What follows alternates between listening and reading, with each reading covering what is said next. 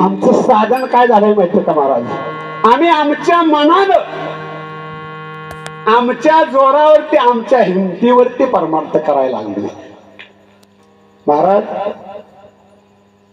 आता ते शोभ अभंगात कुठं नाही, क्षेपक म्हणावं लागेल बरं का. क्षेपक आहे त्याला, गातात कुठं प्रमाण नाही.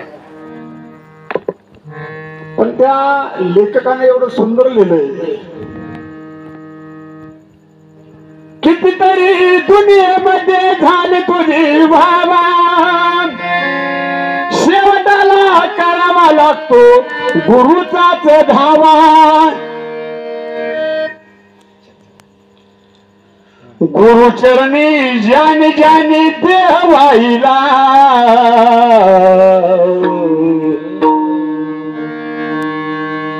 जन्माला आलेल्या प्रत्येकाला गुरु करावाच लागतो. ज्यांनी गुरु केलाय, ज्यांनी नाम घेतलंय गुरूंच्याकडून, त्या नामाचं जर तुम्ही नित्यनेम नामी ते प्राणी दुर्लभ,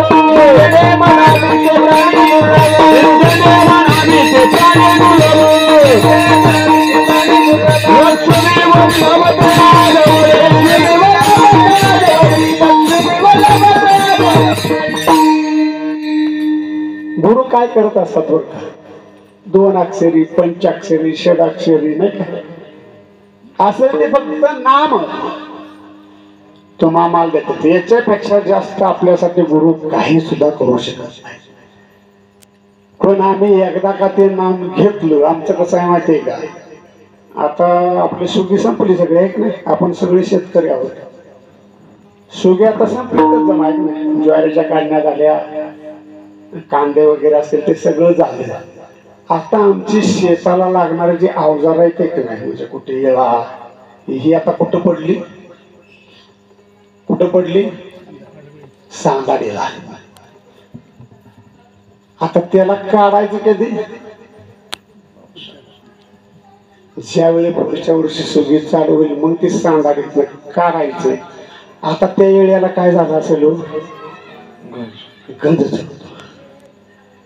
तशी आमची अवस्था आहे महाराज. गुरुकडून नाम घेतलं एवढंच, घेतलेलं नाम दिलं टाकून सांगाडीला. जोपर्यंत त्याची गरज पडत नाही, जोपर्यंत गरज पडत नाही तोपर्यंत तिकडं बघायचंच नाही.